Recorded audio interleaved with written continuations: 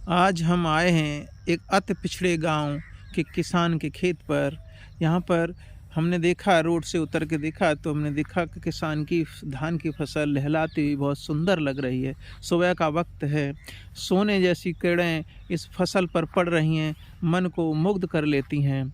लेकिन लोगों का कहना है कि खेती में अब की बार किसान की फसल जो धान की लगी हुई है उसमें कोई ख़ास लाभ नहीं मिल रहा, और कुछ उम्मीदें हुआ करती हैं किसान की या किसी इंसान की। सभी लोगों की कोई उम्मीदों से लोग घिरे होते हैं और वो अपना सोचते रहते हैं कि आज ये करेंगे वो करेंगे, लेकिन कोई उन्हें लाभ मिलता नहीं दिखता। तो मेरा यह कहना है कि किसान की तरफ कोई ध्यान नहीं देता। किसान हमेशा अपने संघर्ष से जूझता रहता है और अपनी उम्मीदें पाले रहता है कि मुझे ये करना है, अब वो करना है। लेकिन किसान की सब उम्मीदों पर जब पानी फिर जाता है कि उसे मनचाही फसल का दाम नहीं मिलता और ना ही वो फसल उसको अच्छी तरह से मन को प्रलोभित करती है।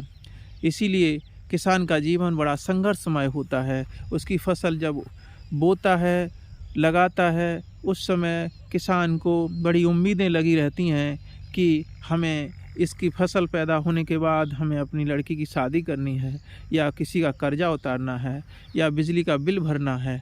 लेकिन जब जब पूरी फसल पक जाती है, उसके बाद जब उसको मनचाहा दाम या फसल नहीं मिलती तो उसका मन मासूम हो जाता है। मायूस होने के बाद वो घर लौट आता है। किसान की हमेशा समस्याएं घिरी रहती हैं और समस्याओं से हमेशा वो परे कभी नहीं हो सकता, क्योंकि किसान का जीवन ही संघर्षमय है।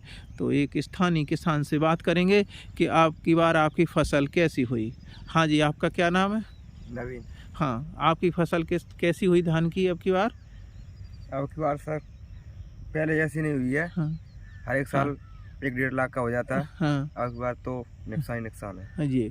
तो ज़्यादा नुकसान है। किसान ने हमें बताया कि फसल आपकी बार धान की फसल में वो चीज़ नहीं है।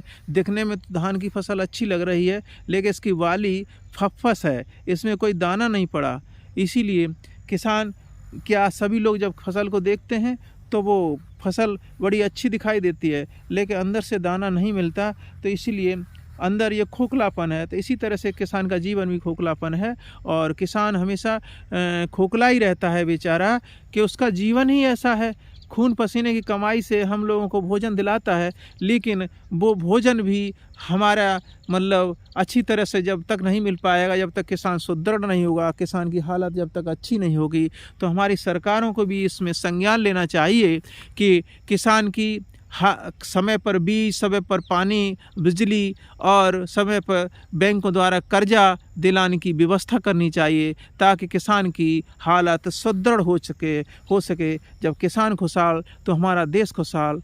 जिस तरह भारत देश कृषि प्रधान देश है, और यहाँ पे जब किसानी ही कमज़ोर हो जाएगी तो देश की उन्नति नहीं हो सकती। इसी तरह से जिस तरह के बॉर्डर पे जवान रक्षा करता है, तो हम दिन रात पैर पसार कर अपने घर में सोते हैं और अपने कार्य करते हैं। अगर किसान कमज़ोर हो जाएगा, उधर जवान कमज़ोर हो जाएगा, तो इंसान क्या जीवन, हमारे देश का जीना दुर्बल हो जाएगा। इसी तरह से मेरा मानना है कि किसान का हमेशा साथ देना चाहिए, और उधर बॉर्डर पर जवान का साथ देना चाहिए, हौसले बुलंद कर देना चाहिए।